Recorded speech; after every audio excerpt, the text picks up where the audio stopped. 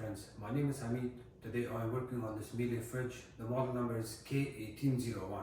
The customer's complaint is that the unit was working on and off. They turn off the unit and turn it back on. After one day they started working again. So the same thing is happening again and again. It works and then it doesn't work. Today I'm going to show you how to fix this.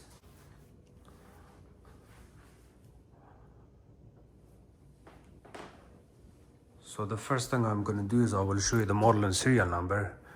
When you open the door, the model and serial number is located right here. That's your model and serial number. So fridge is on the right hand side on this unit. Freezer is at the left. And here's the freezer model and serial number. We do not have any problem with the freezer compartment on this unit, but we do have problem with the fridge.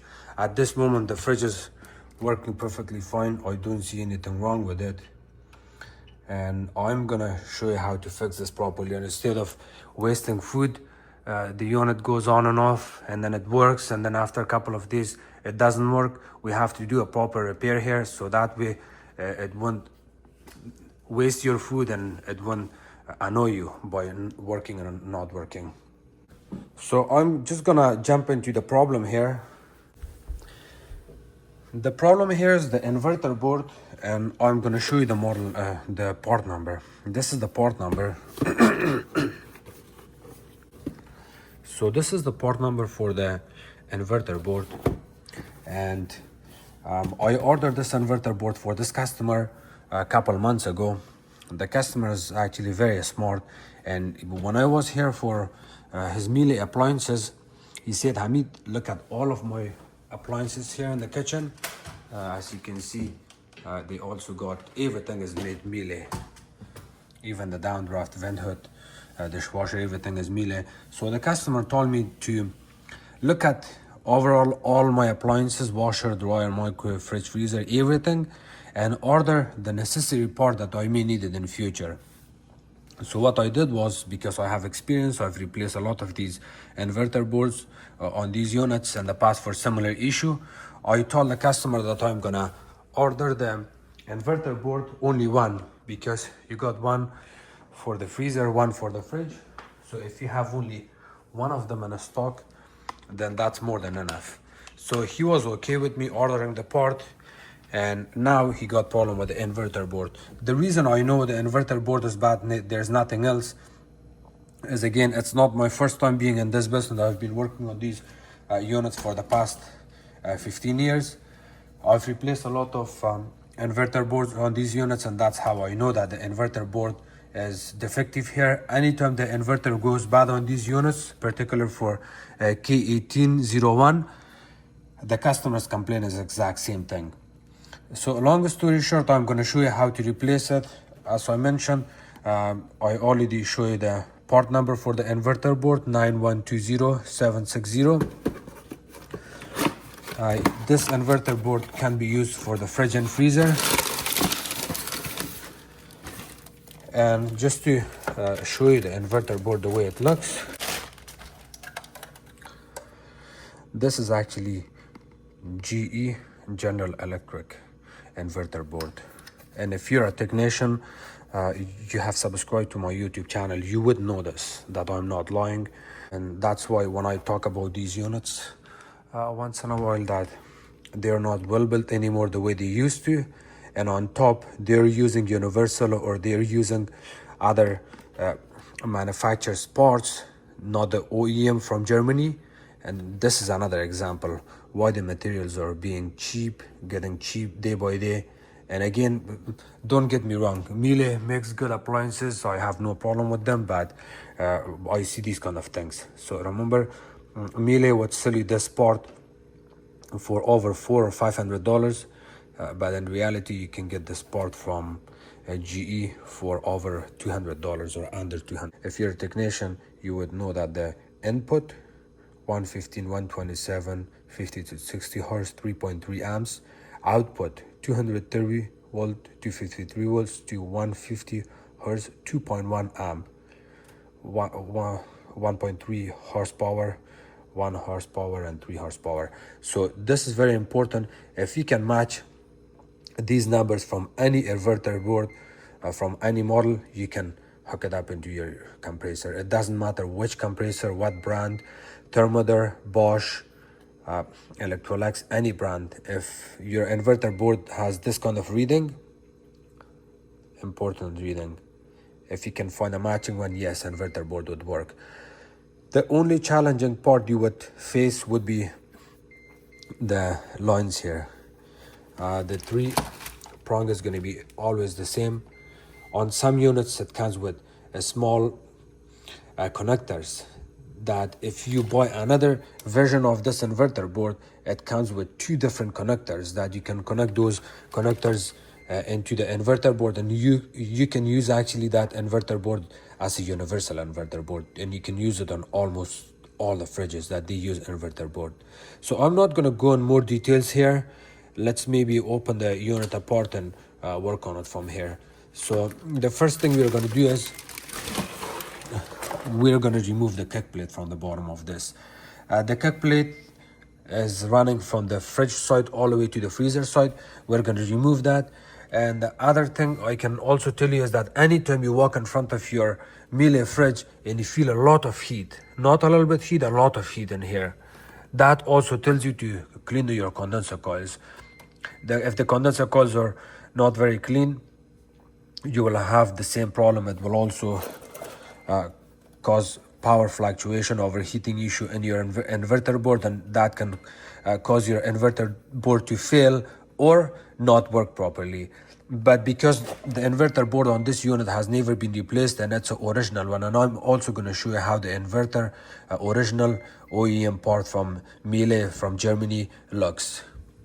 So let's remove the kick plate. You can use a blanket or a towel or something to put this, but this is a wood, so it's not going to scratch anything. You still have to be very careful. I can use a blanket just to be on the safe side. Always have a blanket with you when you go in a customer house. First of all, it's good for your knee, and the second is that you would not scratch their flooring, and actually customers also appreciate when you have protection for their flooring and cabinet and countertops. So the next part we're going to do here is we're going to remove the 2 screws there, Torx.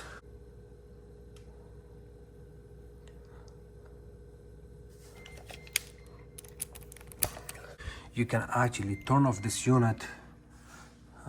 So you see, this is your bottom drawer, this is the top one. This is the middle one, that's the top one. At the middle drawer, you open it, stick your hand, there's a switch. There's a switch in here.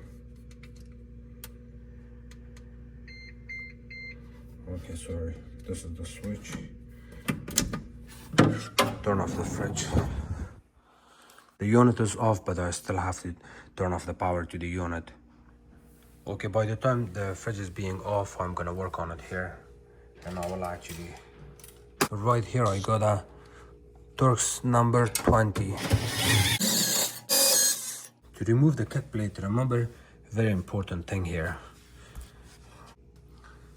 You remember this, look at this. This part actually stays in here.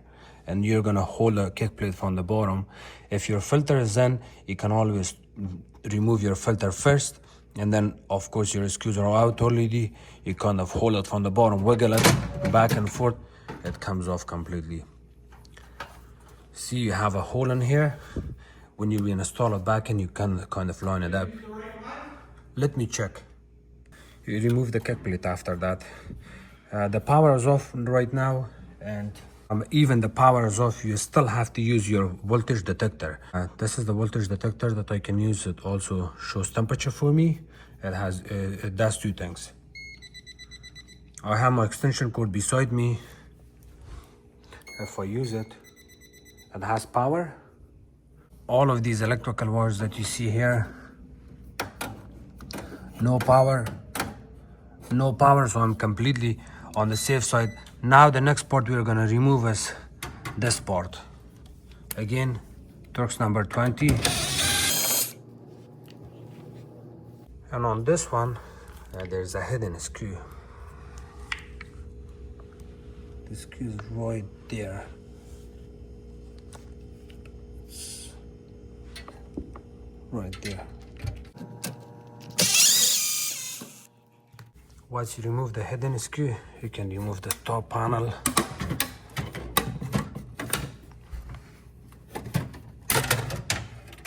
This is going to be a little bit tricky. This is, I think, the hardest part, because you have to be very, very careful here when you're working on these units. The way you're going to remove the inverter board is not an easy task.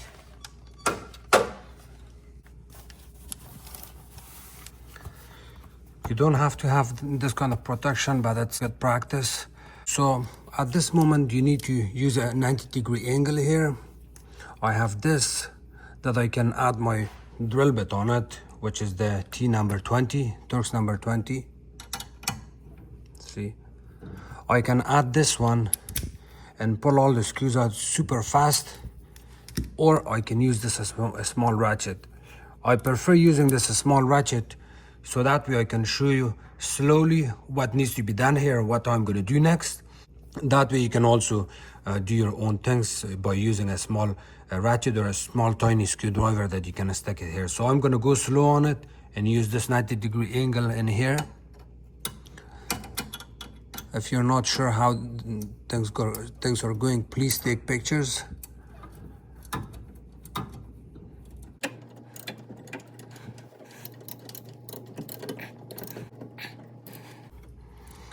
So the screw is out here.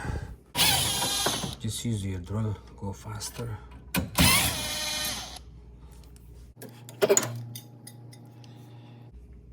Now the next part is very important. This part is very fragile. You have to be very careful. You do not want to take any chances on it, because there's a lot of there's a lot of technicians, not homeowners, even technicians. They know how to fix fridges, but they do not know how to do the seal system on them, especially for a high-end brand like this. You do not want to make a mistake. If you're a first homeowner, I do not recommend you doing this, replacement of this inverter board. But if you're a good handy person and you feel 100% confident that you can do this, yes, by all means you can do this, and I have no problem you doing this. Otherwise, please call certified technician, especially Miele certified technician, and they can come and do this for you. The reason I'm saying this is that this is your two-way valve, or they call it a gas valve. If you break this, or if you damage any of these tiny hoses, you see this capillary tube. This tube is very thin and you can break it easily. If you break that, you're gonna get in a big problem here. I know how to fix it if I make this kind of mistake, but if you're not a technician, it's gonna cost you possibly thousands of dollars to do this. And it depends, who are you calling? If you're calling a guy who knows how to do seal system and he's a honest and kind man, he would not charge you a normal leg. But if you call another technician who does seal system and he repairs this back again, it's probably going to cost you $2,000-3,000 easily. So we're going to remove this part now.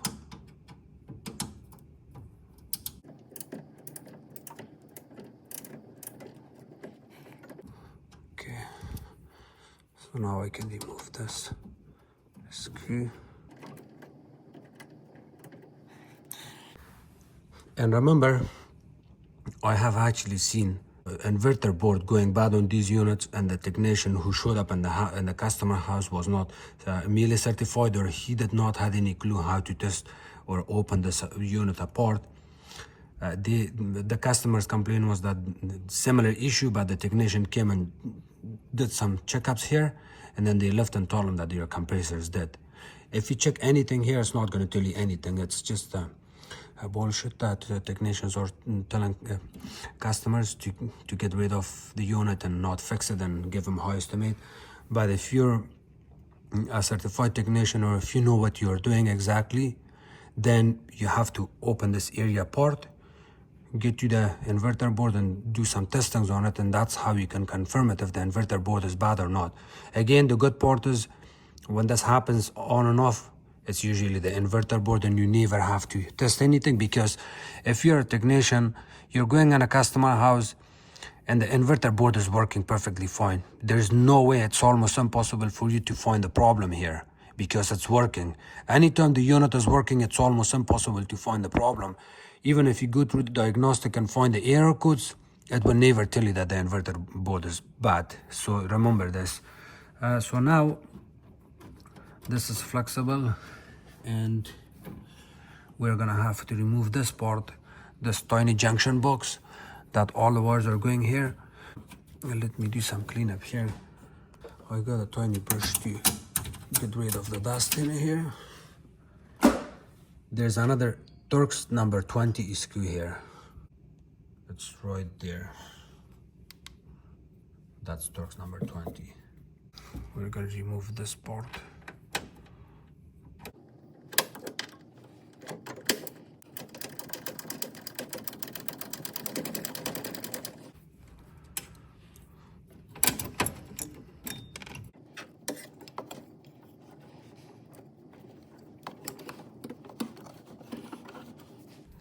Okay, so the next part we're gonna work on is on the side of the compressor. There's a screw we're gonna remove. I'm gonna show you the two screws here on the side of the inverter board, and you can only see it if you put your phone camera, face it forward here, go like that, take 1, 2. Okay, so I took 3 pictures here and I'm gonna show you. See, I got 1 screw at the bottom, 1 screw at the center of the inverter board. This is the bottom screw. This is the screw at the bottom of the inverter board we're gonna open. And this is the center. We are gonna open both of these, and they are Phillips. This is Phillips. We need this.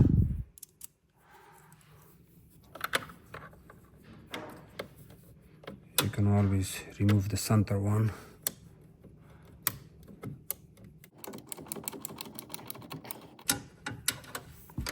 See, this is screw here.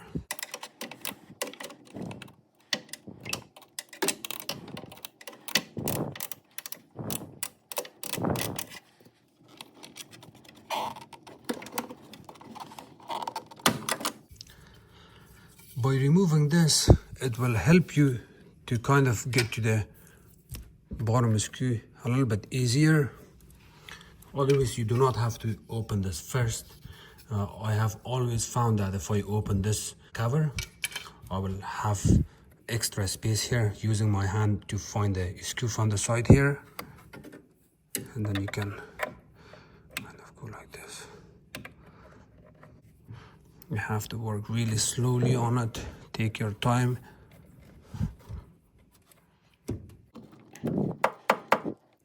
Even if you open the screw just a little bit, then after that you can use your hand.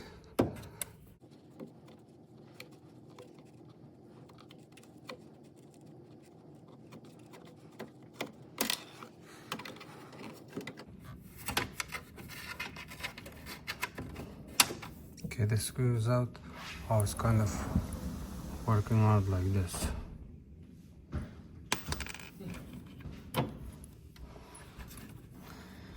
So now you have removed 2 screws from the side, 1 from the bottom, 1 from the top.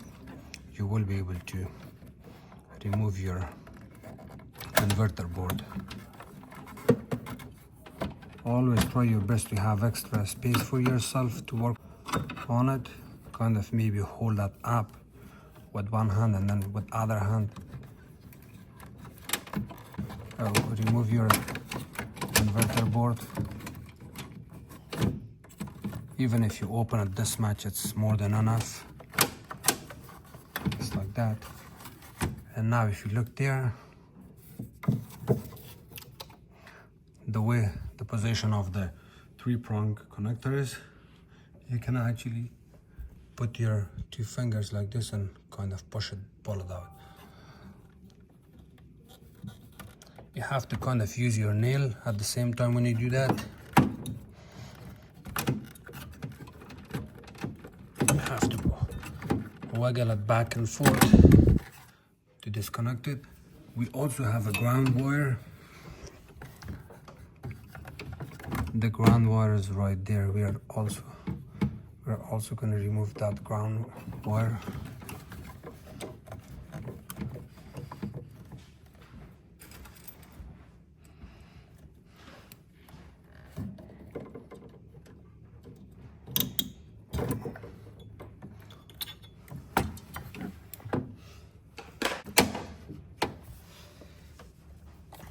And this is the original inverter board.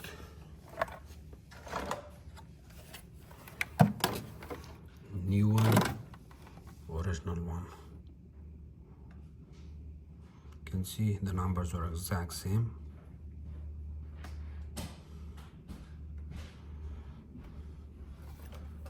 And these are the side wires.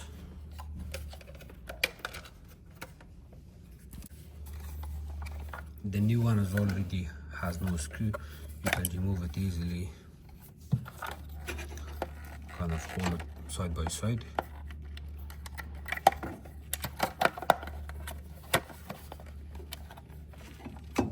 First we are going to remove this connector. The connector only goes one way, so you don't have to bother doing anything. Look at these wires.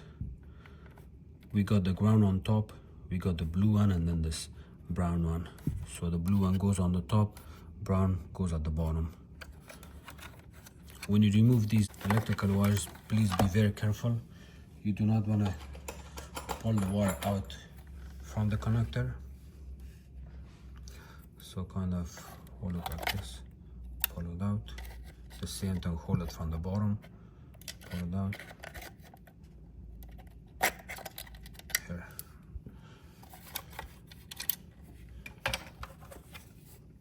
Put your ground wire first. It does not matter if the ground wire goes at the bottom or top, it's the same thing. Blue wire, brown, and of course do not forget your connector. Remember, when you remove this connector, you do not want to pull it from the wire from here. It has a small tiny tab. You see, when I press on the tab, it has a mounted open. See? Opens, and that's how you open it. When you reinstall it back in, just line it up and make sure it makes that click noise, and then you're good after that. The next part you want to do is you have to be very careful with the electrical wires here. Line them up, and you see there's one opening right here, this opening. You want to pull your wire out from that opening.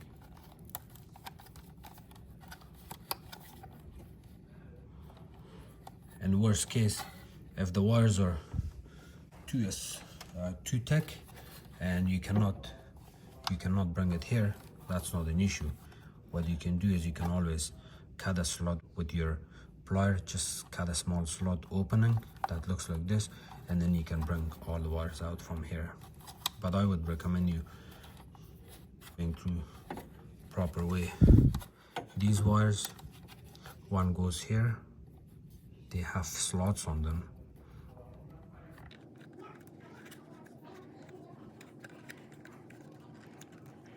Just like that. Just be careful to not bring anything closer to the center screw. All of your electrical wires, you may want to push them down, because this will be the spot where you're going to add your center screw, so you do not want to damage the wires. And you can damage the wires easily with that if they're at the center.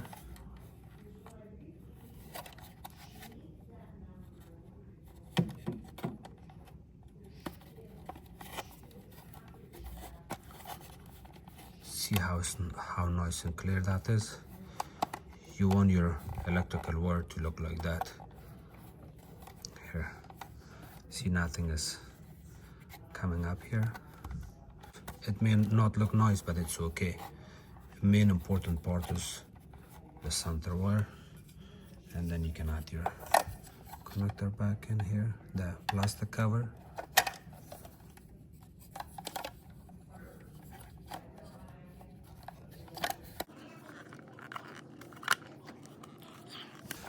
Double check with a flashlight inside of the hole to make sure you do not see any wires there. If you're good, then you can add your center screw.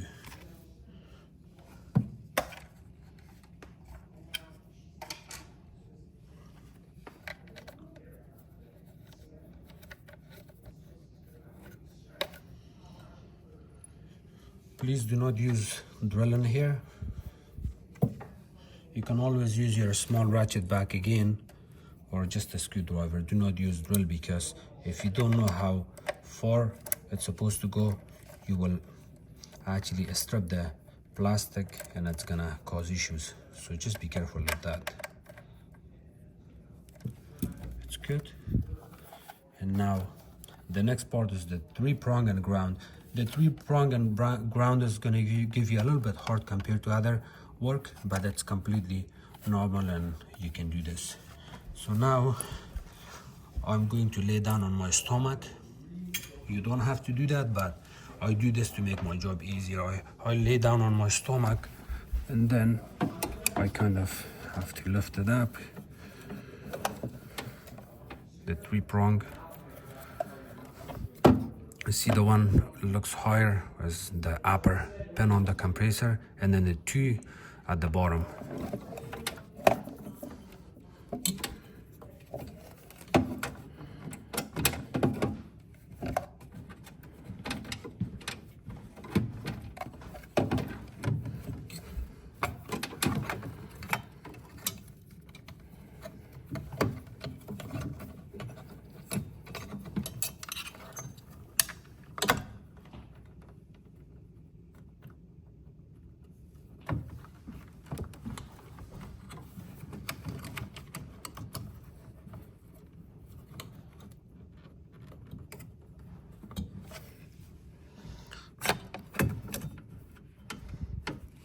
I'm sorry if I could not show you everything on the camera here, but I tried my best. Remember, you lift this up.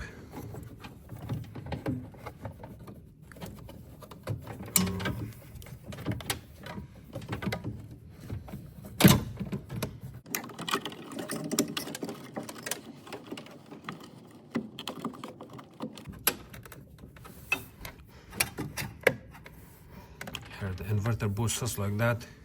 You can add your screw back in. This is the screw. The first thing you want to do with your screws when you work on it for the first time, you have to kind of hold the inverter board tight with one hand and then line up your screw.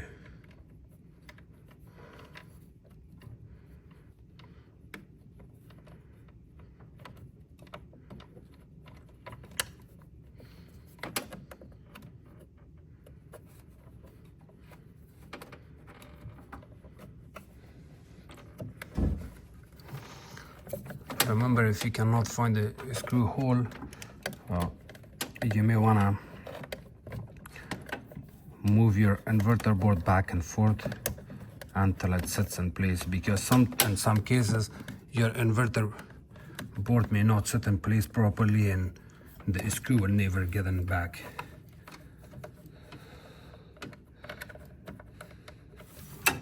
If you're having a hard time adding the side screw for the inverter board, you can always remove this one screw from here.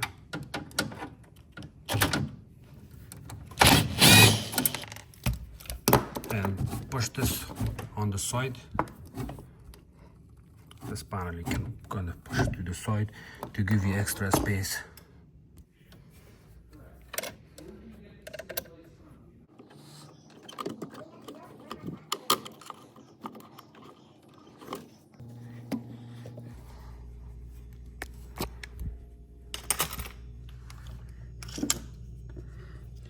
So by removing this panel on the other side, removing one screw, you will be able to look at the screw. You see the screw there? and then screw it back in.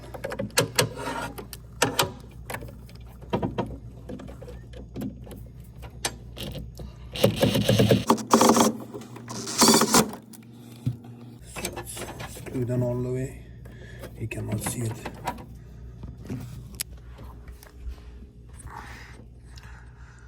Once you know your screw on in, you can actually wiggle your inverter board, make sure it's solid, and then after that you can put your stuff back together.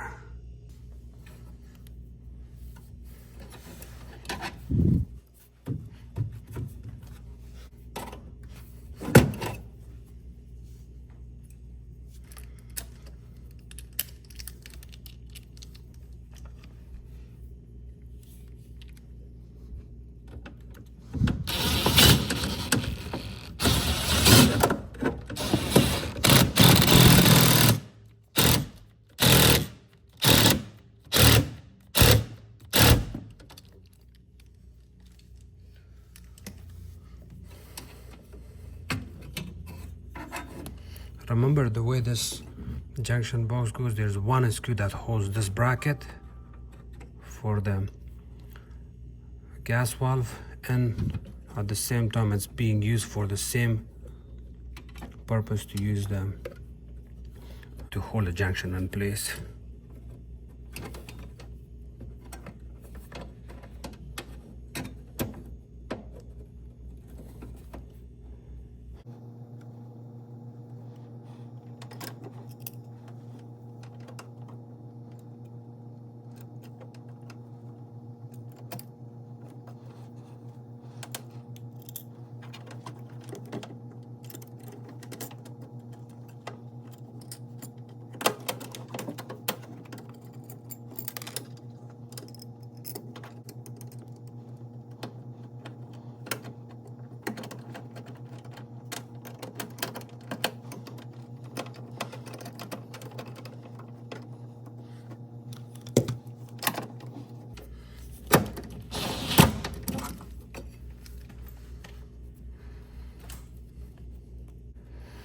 This wire is supposed to come from the top, but it's okay, it's not a big deal. You can always push it back in like this.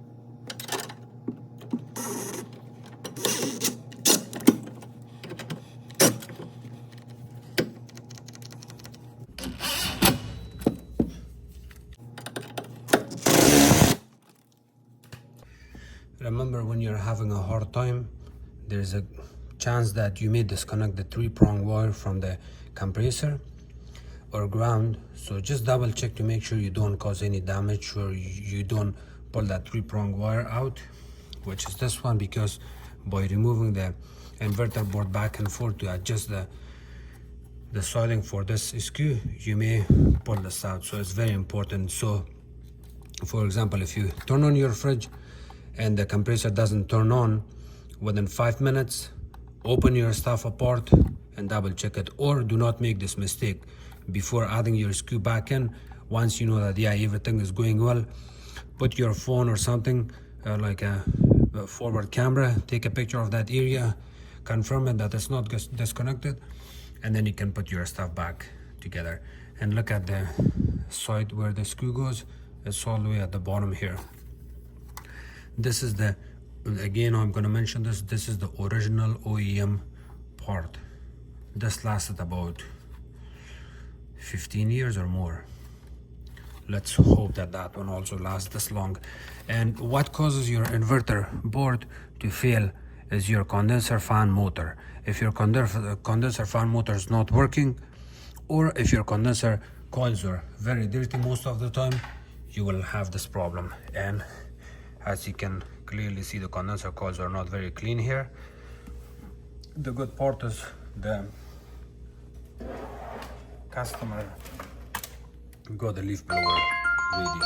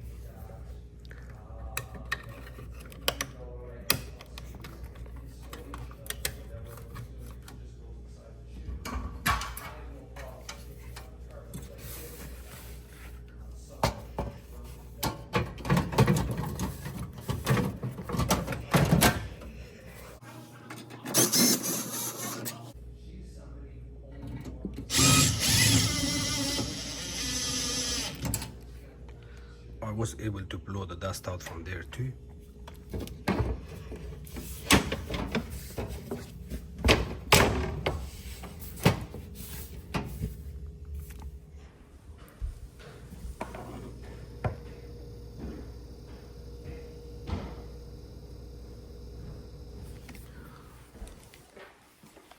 Okay, the unit is good now. I got dust all over the places. When I do the cleanup on these units, on the condenser coils, on the fridge and freezer, I usually run a vacuum at the same time. I told the customer that when they do this, you have to run a vacuum at the same time if you're using air compressor or leaf blower.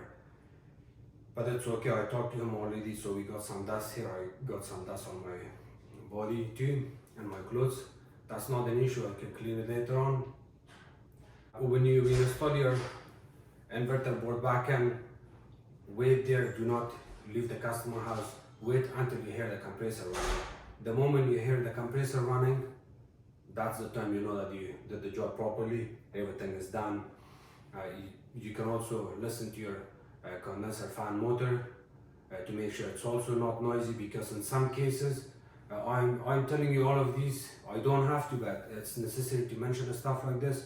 In some cases, if you have a piece of plastic or garbage or debris builds up in that area where you blow air to clean the condenser coils, and by mistake it hits the condenser fan motor, the condenser fan motor will start noisy, and then you have to open it apart and quickly look at it. It's the worst case that happens, and if it happens, it's going to give you a hard time to get to the condenser fan motor, because the condenser fan motor is located all the way to the back of the compressor. It's almost impossible to get to it, but yes, you can get to it. It's not that easy to get to it. You can always use a flashlight to see if there's something stuck. If there's something stuck in the condenser fan motor, you can also use a coat hanger or anything to remove it from there, and then that's how you can reloosen the fan blade, and it's gonna work fine. Other than that, everything seems okay.